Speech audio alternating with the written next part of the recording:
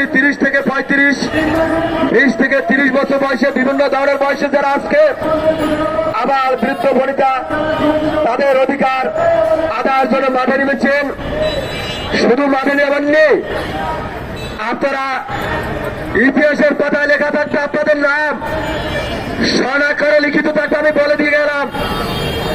আবু সাইদ মুক্ত যেভাবে বিনা স্বার্থে তাদের জীবন অকুতরে বিলিয়ে দিয়ে আজকে তারা বিশ্বের মানচিত্রে তাদের নাম লেখা আছে। আর আপনারা মনে করেছিলেন আপনাদের নাম লেখা হবে না, এটা কিন্তু ভুল ধারণা। আপনারা